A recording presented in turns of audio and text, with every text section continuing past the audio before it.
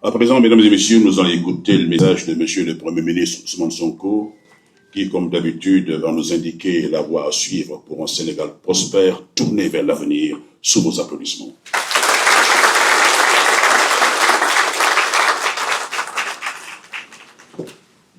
Merci beaucoup. Monsieur le ministre secrétaire général du gouvernement, Madame la secrétaire d'État auprès du Premier ministre, chargée des relations avec les institutions, et Mesdames et Messieurs les collaborateurs, chers invités, Mesdames les femmes. Donc nous sommes là, ravis d'être là aussi, en tant que chef du gouvernement, et pour partager avec vous cette journée. Tout à l'heure, mon assistante est passée, et je lui ai dit, c'est une coïncidence que je sois habillé en blanc. Je ne savais pas que vous seriez tous habillés en blanc. C'est simple, une coïncidence. Et je lui ai dit, quel est le programme? Elle me dit, on a 3 ou 4 panels. Je lui ai dit, mais vous, un jour ouvrable. Au lieu d'aller travailler, c'était hier la journée sans réalité. Donc, allez travailler, vous êtes là à faire des panels. Ça veut dire que toute la journée aujourd'hui, vous n'allez pas travailler. Je suis donc ravi d'être là, de partager ces quelques minutes. Malheureusement, à partir de 10 heures, nous avons une réunion de l'autre côté au palais. Je ne pourrai pas être là plus de 10 ou 15 minutes. Mais c'est pour marquer aussi l'importance que constitue la femme et les femmes pour toute société qui se respecte, et particulièrement la société sénégalaise, dans laquelle nous avons tous été éduqués dans ce bon vivre ensemble avec nos sœurs, nos mamans, nos épouses que vous êtes. Et nous tenons à perpétuer cette tradition. Notre vision de ce que doit être la femme, je crois qu'on l'a suffisamment explicité à travers nos discours, à travers nos récits, mais également à travers les ouvrages que nous avons publiés, mais aussi à travers nos programmes politiques. Il ne s'agit pas de parler d'égalité, il s'agit simplement de tout faire pour que chaque femme ait ce qu'elle mérite. De la même manière que tout homme doit avoir ce qu'il mérite. De par son mérite, c'est important, nous devons travailler à égaliser les chances, mais à travailler même à discriminer légèrement quand il le faudra, pour permettre aux femmes de rattraper ce gap. Quand j'étais aux impôts, j'avais tendance à dire que si on veut régler un certain nombre de problèmes liés à la corruption, il faut confier aux femmes toutes les responsabilités au manipule de l'argent. Toutes les responsabilités. Parce que les statistiques ont prouvé que c'est malheureusement la zone qui est la mienne, qui est la plus exposée à certains phénomènes, notamment la corruption, aussi bien en quantité qu'en volume. Tout à l'heure, en venant, j'ai discuté avec Madame le ministre de la Justice, elle me dit que les statistiques carcérales, c'est qu'il y a 3,4% seulement de femmes dans les prisons. 3,4% de femmes. Tout le reste, c'est les hommes. Ça veut dire que les femmes respectent beaucoup plus la loi et les règles de la société. Et c'est pourquoi aujourd'hui, si on veut bâtir un pays, on ne peut pas le faire sans les femmes.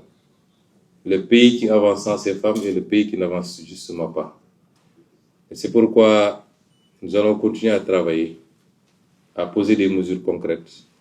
Je peux annoncer parmi ces mesures-là la réforme foncière, surtout en zone rurale, qui devra permettre aux femmes d'accéder à la terre, qu'elles sont les plus nombreuses à travailler d'ailleurs en zone rurale.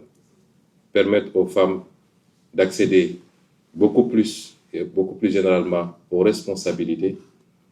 Avant-hier, le mercredi passé, en Conseil des ministres, je faisais le tour de la table de réunion et je regardais les ministres et je décomptais. Bon, on a, je crois, 5 femmes, n'est-ce pas, Marie-Rose? 4 femmes.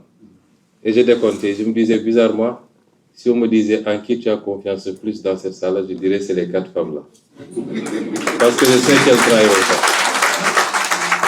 Parce que je sais qu'elles trahiront jamais. Elles sont fidèles et loyales dans les relations. Et c'est pourquoi aussi, même ici au sein de la primature, nous avons essayé d'impulser un certain nombre de choses pour les femmes, notamment la crèche.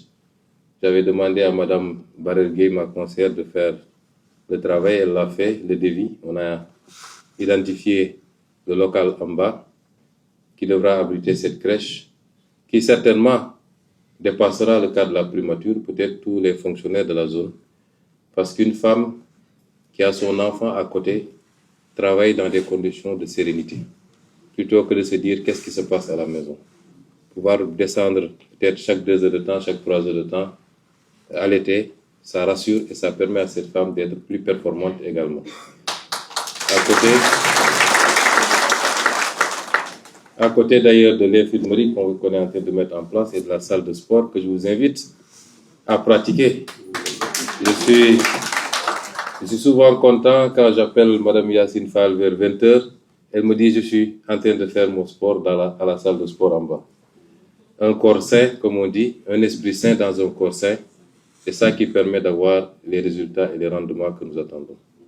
Je pourrais continuer à disserter sur nos ambitions pour les femmes. J'ai toujours eu cette ambition. J'avais consacré une partie de mon salaire de député aux femmes transformatrices de Casamance. Et nous vous souhaitons le meilleur.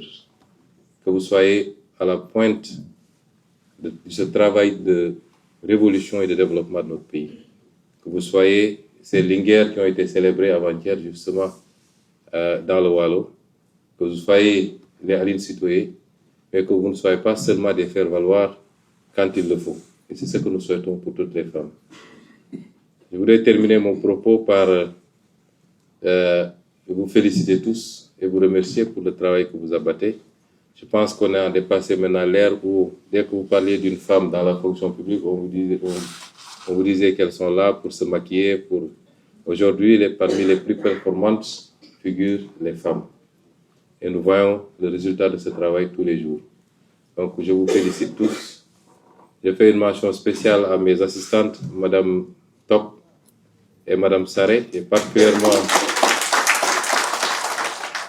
Mme Saré, avec laquelle je suis depuis presque maintenant 22 ans, depuis les impôts. Une femme dévouée, loyale, compétente. Et je voudrais lui rendre hommage et à travers elle, vous rendre hommage à tous, à toutes, et vous souhaiter une très très bonne fête de 8 mars, que ce soit une fête qui ouvre les portes du progrès, du